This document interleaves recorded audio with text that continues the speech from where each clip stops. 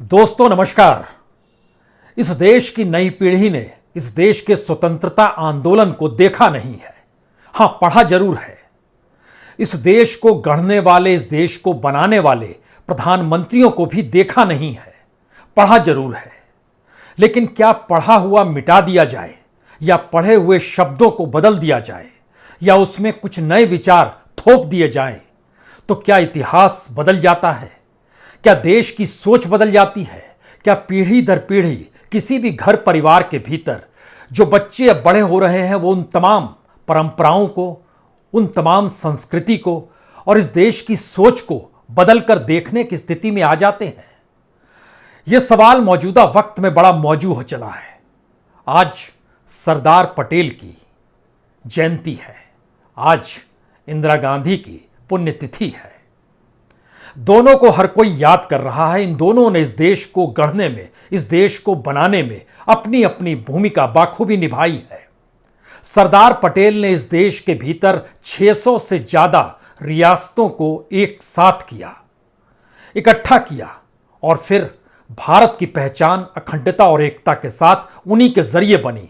इसीलिए उनको इस प्रतीक के तौर पर देखा जाता है जो किस तरीके से इस देश को जोड़ रहे थे। इंदिरा गांधी ने इस देश के भीतर में पब्लिक सेक्टर को खड़ा किया। इस देश के भीतर में प्राइवेटाइजेशन की जगह उन्होंने सरकारीकरण पर ध्यान दिया, राष्ट्रीयकरण पर ध्यान दिया।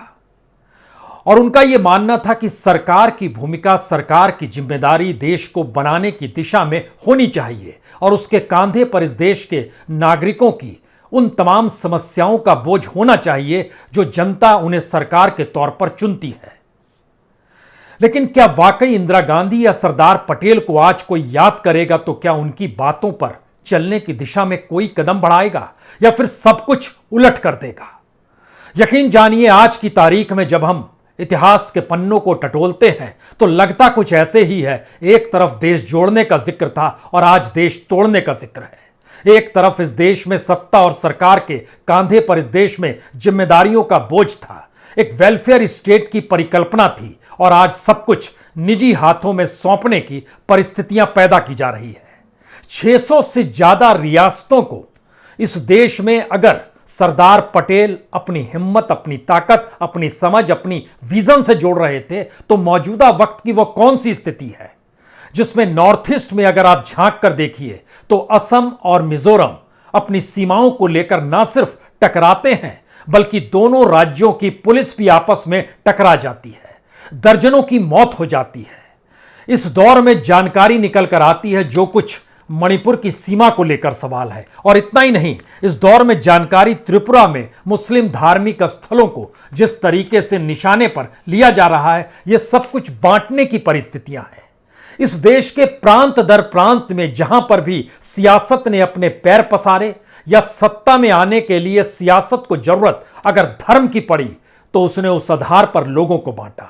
अगर जाति की पड़ी तो उस आधार पर भी अपने हक का सवाल कुछ इस तरीके से उठाया जिसमें ऐसा लगने लगे कि सत्ता अगर उस जाति के पास नहीं होगी तो आने वाले वक्त में वह जाति खत्म हो जाएगी। तो जातियों का टकराव हो, धर्म के नाम पर सांप्रदायिकता की परिस्थितियां हो, यह सब कुछ मौजूदा वक्त में सियासत की जरूरत है। तो फिर हम सरदार पटेल को कैसे याद करें?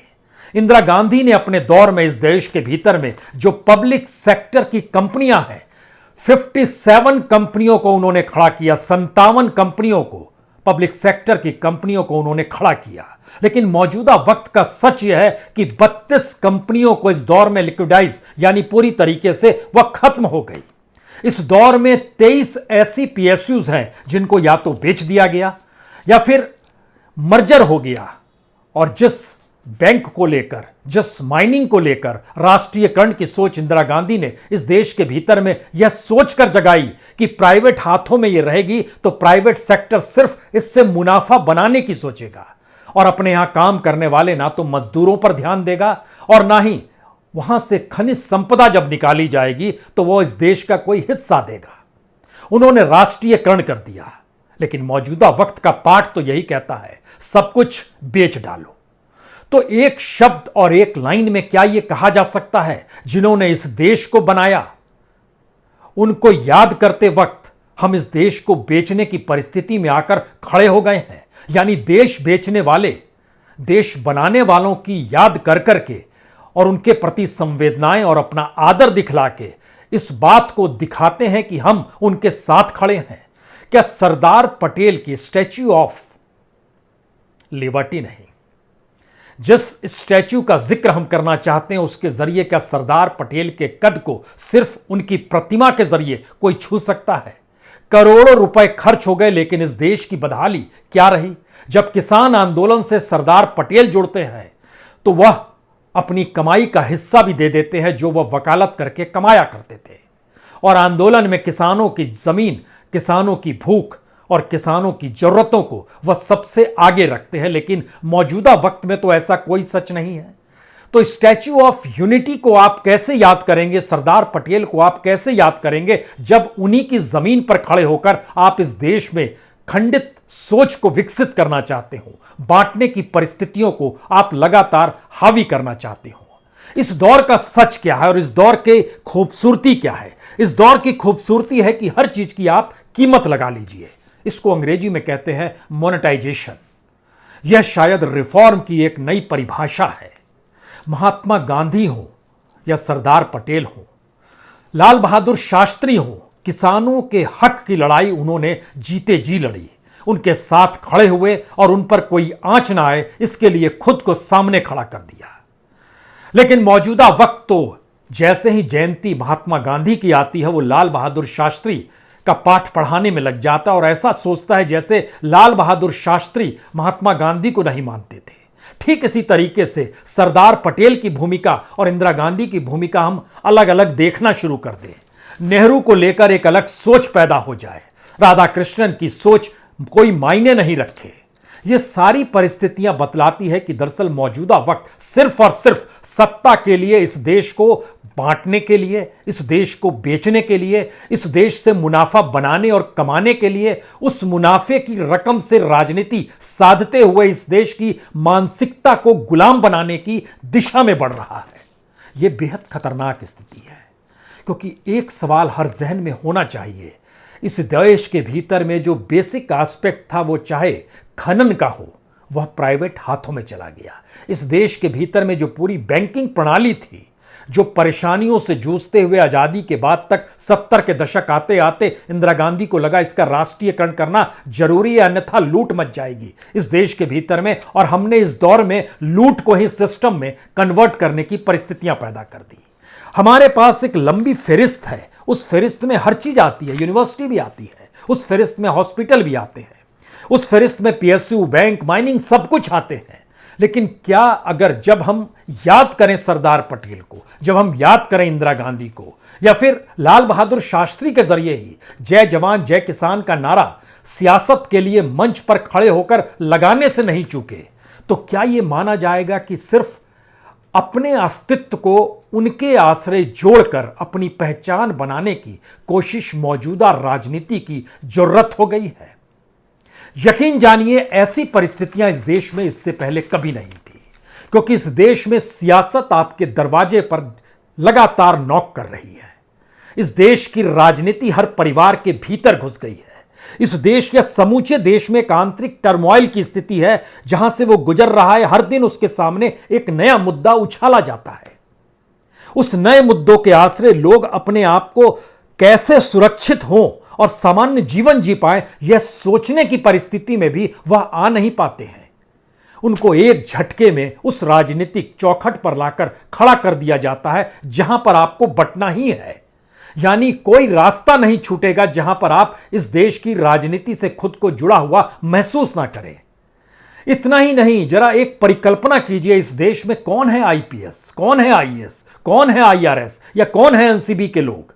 किताबी कीड़ा होकर इस देश में नौकरी पाई जाती है, लेकिन जो प्रोफेशनल्स हैं, जो डॉक्टर्स हैं, जो इंजीनियर हैं, या इस देश के भीतर में जब आप देखना शुरू करेंगे जो प्रोफेसर हैं, जो शिक्षक हो गए, या इस देश के भीतर में जो कलाकार हैं, जो संगीतज्ञ हैं, जो साहित्यकार हैं, जो पत्रकार हैं, जो आर्किटेक्ट हैं या एक्टिविस्ट हैं, या फिर जिंदगी के किसी भी हिस्से में जो प्रोफेशनल होते चले गए, वो जिंदगी अपने अनुसार नहीं जी सकते हैं।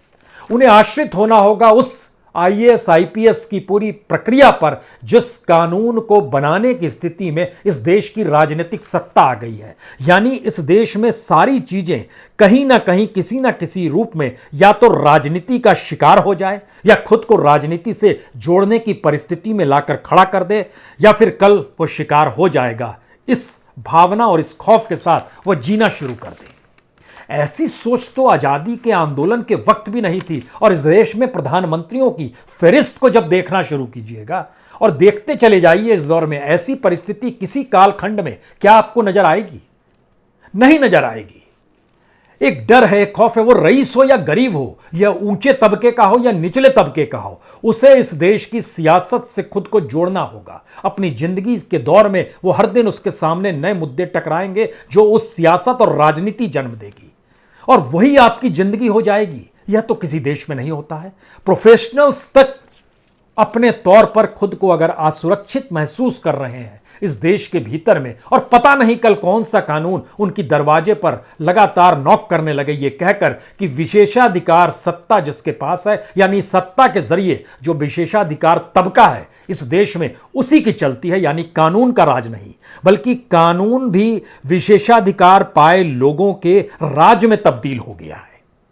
यह एक अजब सी परिस्थिति है, क्योंकि इन्होंने एक ऐसा वातावरण बना दिया है जहां पर राजनीति हो, सियासत हो, चुनाव हो, लोकतंत्र के यही 3 स्तंभ हो गए हैं, और चौथा स्तंभ इस देश में सत्ता के सामने नतमस्तक होना हो गया, यानी विशेषाधिकार पाए लोगों के सामने आप नतमस्तक हो जाइए, तो ही आप इस देश में सुखी जीवन व्यतीत कर सकते हैं, या सुखी नहीं तो एक सामान्य जीवन व्यतीत कर सकते हैं, अन्यथा आपके लिए मुश्किल हो जाएगी, क्योंकि इस देश की सियासत का पाठ यही है। हमको याद है स्टैच्यू ऑफ यूनिवर्सिटी, हमें याद है सरदार पटेल, हमें याद है नेहरू, हमें याद है इंदिरा गांधी, हमें याद है लाल बहादुर शास्त्री, हमें याद है उस पूरी फहरिस्त में उन तमाम नेताओं के नाम जिन्होंने आजादी के आंदोलन में हिस्सा लिया और उसके बाद इस देश को बनाने की दिशा में वह लगातार बढ़ते चले गए। उनका जन्मदिन आए या उनके मृत्यु का दिन आए, हम तो बधाई देते हैं, हम तो संवेदना व्यक्त करते हैं, और हम उनकी यादों को भी अपने साथ लेकर चलते हैं। लेकिन इस देश को बनाना नहीं है, इस देश को विखंडित कर देना है। इस देश के लोगों को ऊपर, उनकी मानसिकता पर इस तरीके से चोट करनी है जिससे वह सियासी गुलाम हो जाए इस देश के भीतर में। क्या ऐसी परिस्थिति आ गई है? क्योंकि यूनिवर्सिटी में इतिहास को नए तरीके से गढ़ने की सोच, या फिर कहें इस इतिहास को नए तरीके से मंचों पर बताने की सोच, यानी ना तो तारीख की जानकारी है ना उस संदर्भ की जानकारी है, फिर भी हम कहेंगे और जो इच्छा है वो कहेंगे, लेकिन इन तारीखों को हम भूलेंगे नहीं, क्योंकि अगर ये तारीख ना हो और हमारे सामने ऐसे लोग ना हो जिन्हें हम जिक्र कर सकें, तो फिर हमारी कोई हैसियत नहीं रहेगी। सावरकर का जिक्र करते हैं, सावरकर के भाषणों को सुनने लोग जमा हो जाते थे और आरएसएस के साथ कोई जुड़ता नहीं था। आरएसएस ने एक नया उपाय निकाला था, जहां जहां सावरकर भाषण देंगे उस जगह पे जब भाषण खत्म होगा तो आरएसएस वहां पर अपने सभा को वहीं पर करेगा, जिससे जो लोग जा रहे हैं वो कम से कम उस आरएसएस को भी समझना शुरू कर दे। हिंदुत्व की जो परिभाषा सावरकर गढ़ रहे थे और जो हेडगेवार सोच रहे थे, उसमें एक भिन्नता थी, बिल्कुल इंकार नहीं है, लेकिन मौजूदा वक्त इसकी इजाजत नहीं देता है। मौजूदा वक्त ये नहीं कहेगा कि जब आप सावरकर को जान रहे हैं तो आरएसएस को अलग तरीके से देखिए। मौजूदा वक्त इस बात की भी इजाजत नहीं देगा कि वह परिस्थिति सरदार पटेल के गृह मंत्री रहते हुए के रिजिम में ही आ सकती है, जब महात्मा गांधी की हत्या के बाद उन्होंने कहा कि इस पे पाबंदी लगाने की जरूरत है, क्योंकि यह समाज के भीतर अगर इसे स्वतंत्र कर दिया जाएगा तो यह समाज के लिए हितकारी नहीं है। यह परिस्थितियां भी पैदा हुई है, लेकिन अपने अनुकूल चीजों को गढ़ने की सोच इस दौर में इस तरीके से बड़ी होती चली गई, जहां पर हम याद देश को बनाने वालों को करेंगे लेकिन इस देश को बेचते चले जाएंगे। और इन परिस्थितियों में देश गढ़ कौन रहा है, कैसे गढ़ रहा है, गढ़ने वालों का कोई अपना योगदान क्या था, यह सवाल राष्ट्र के सामने से गायब हो चला है।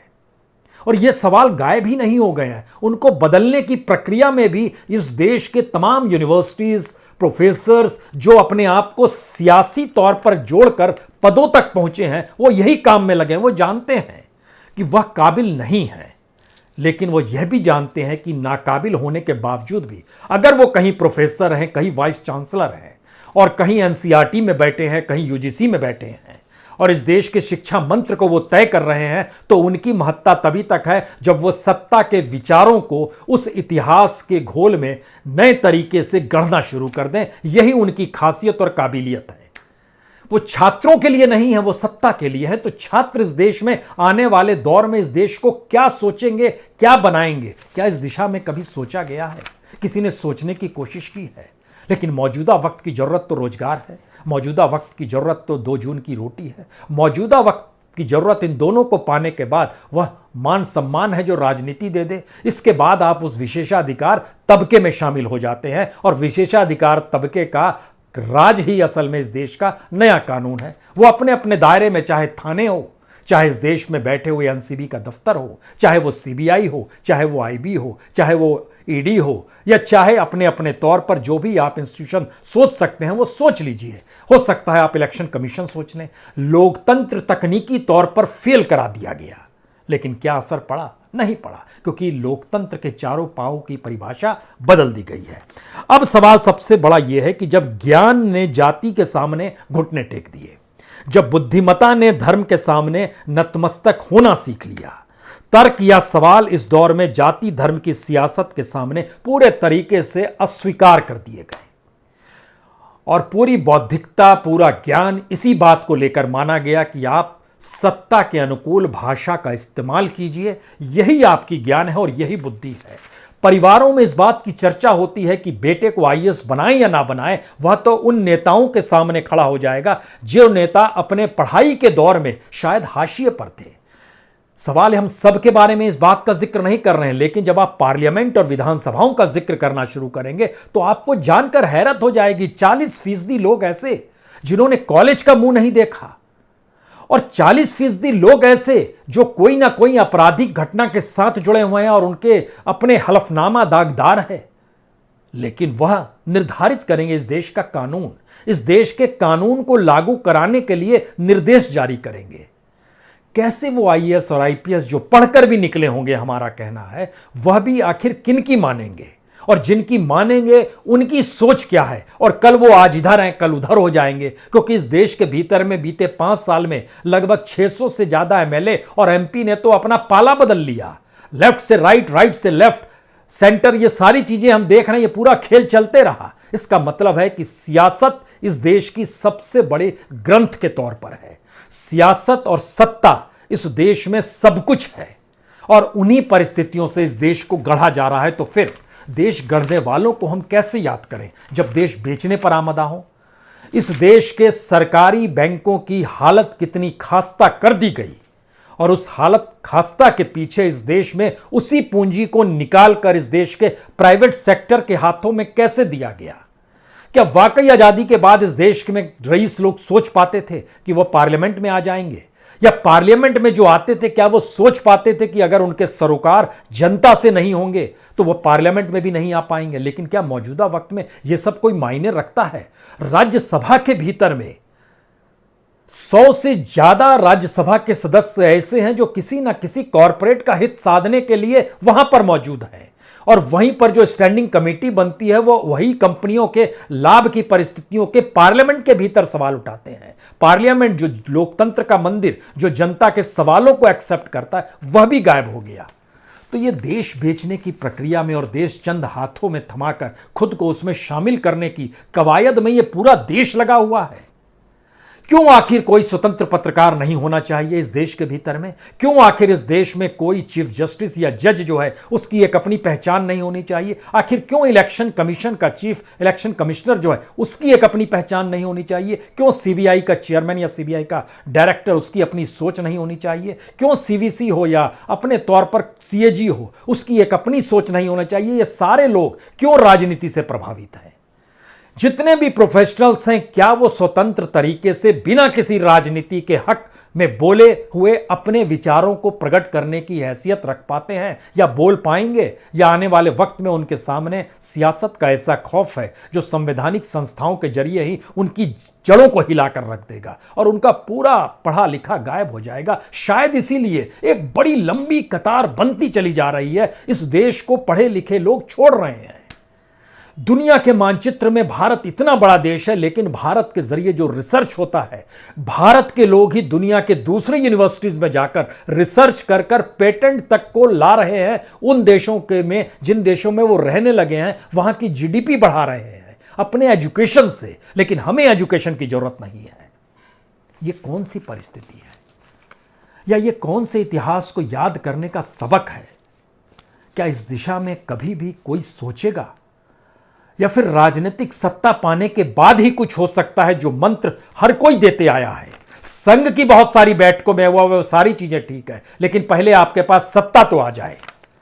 बीजेपी के अध्यक्ष के तौर पर अमित शाह कितनी बैठकों में कहते रहे वो सारी चीजें ठीक है, लेकिन चुनाव तो जीत जाए पहले। चुनाव ही नहीं जीतेंगे तो हमारी उपकी राजनीतिक बातचीत का क्या मतलब होगा? और कमोवेश यही मंत्र हर राजनीतिक दल के भीतर आते चला गया कि राजनीति का मतलब चुनाव, चुनाव का मतलब चुनाव जीतना है, अन्यथा कोई महत्व किसी का नहीं है। यानी इस देश में राजनीतिक सत्ता पाने के लिए जो भी कर्म होंगे वही दरअसल बुद्धिमता की पहचान होंगे, और वही शख्स सबसे लाभदायक और सबसे बेहतरीन होगा। इस स्थिति में अगर इस देश की गढ़ने की नई परिस्थिति और बनाने की नई सोच को ले आया गया है, तो सोचिए यह पूरी पीढ़ी जो मौजूदा वक्त में नेताओं की पीढ़ी है, जब यह खत्म होगी, साइंस कहता है मौत हर किसी की होनी है, मौत तो होगी, उसके बाद जो नई पीढ़ी आएगी जाहिर है वो और डाइल्यूट होगी, क्योंकि इस दौर में उसको कुछ नहीं मिला। कुछ नहीं मिला से मतलब हम एक सिर्फ उदाहरण के तौर पर जिक्र कर सकते हैं। 2014 के बाद से इस देश के भीतर में जो भी किसी मीडिया इंस्टीट्यूशन से लड़का जुड़ा होगा, उसने 2014 के बाद से इस देश की सियासत के विरोध में कोई खबर नहीं चलाई, उसने रिपोर्टिंग नहीं की। डेस्क पे बैठ के खबरों को गढ़ा गया और सत्ता के अपने इंटेलिजेंस के जरिए वो जो जो चीजों को देती रही उसी को परोसा गया, वही सूचना मान ली गई, वही जर्नलिज्म मान लिया गया। तो इसका मतलब है कि जर्नलिज्म डडा के गिर गया। दूसरी स्थिति, अदालतों में चले जाइएगा तो क्या फैसले भी वैसे ही हो रहे थे? कोई भी कहेगा फैसला सत्ता के विरोध में, देकर तो देखिए, अब समझ जाइएगा क्या मुश्किल आती है। कोई भी आईएएस, कोई भी आईएफएस, कोई भी आरएस, अब आईआरएस, कोई भी अपने तौर पर करे, सत्ता के दरवाजे पर चौखट दे के ये तो कहे कि आप बेईमान हैं, क्या कह पाएगा? वो जानता है इस देश में असल ग्रंथ सत्ता का ही है, असल कानून विशेषाधिकार पाए लोगों का भी है, और उस कतार में शामिल होने की जद्दोजहद में इस देश को जब लगा दिया गया तो कोई इंस्टीट्यूशन नहीं बचा, यानी यूनिवर्सिटीज भी नहीं बची, यानी मेडिकल कॉलेजेस भी नहीं बचे। एक ऐसी परिस्थिति में इस देश को लाकर खड़ा कर दिया गया है। और शायद इसीलिए जो आखिरी बात हमारे जहन में बार बार आती है कि सरदार पटेल ने इस देश को जोड़ा, इंदिरा गांधी ने इस देश की सत्ता को जनता से सरोकार रखते हुए राष्ट्रीयकरण का पाठ पढ़ाया। एक जिम्मेदारी सरकार के कांधे पर होनी चाहिए, लेकिन मौजूदा वक्त में यह सब कुछ नदारत हो चला है, और नदारत की परिस्थितियां में देश में सबसे रईस होने की होड़ है। देश के भीतर भिखारी अगर आप बन गए हैं तो भिखारी बनाने की भी होड़ है, यानी सत्ता पर भिखारी आश्रित रहे और वही वोटर रहे, और जो सबसे रईस रहे वह भी सत्ता के मार्फत रईस रहे, और लोकतंत्र डुगडुगी बजाए कि देखिए रईस का भी एक वोट, गरीब का भी एक वोट, और इन सब के बीच इस देश के भीतर में 10 टॉप मोस्ट जो रईस लोग हैं उनके पास इस देश के 55% संसाधन अगर हैं, तो जरा परिकल्पना कीजिए इस देश के जो 50% लोग ऐसे हैं जिनके पास 1% संसाधन है। इस असमानता को जीते भारत के भीतर में क्या वाकई महात्मा गांधी को याद किया जाए, सरदार पटेल को याद किया जाए, नेहरू को याद किया जाए, लाल बहादुर शास्त्री को याद किया जाए, इंदिरा गांधी को याद किया जाए, अटल बिहारी वाजपेयी को याद किया जाए? किसको याद कीजिएगा आप? याद हो ना हो, लेकिन जन्मदिन जरूर मनाइए, जयंती भी जरूर मनाइए, और उसके जरिए अपनी संवेदनाओं को दिखाइए, क्योंकि हम देश बेचने निकले हैं, और देश बनाने वालों का नाम ले लेकर इस देश को जितना बेचेंगे उतनी ही पूंजी हमारे पास जमा होती चली जाएगी, और यह पूंजी सत्ता की है जिसके पास आकूत ताकत है। बहुत बहुत शुक्रिया, बहुत बहुत शुक्रिया।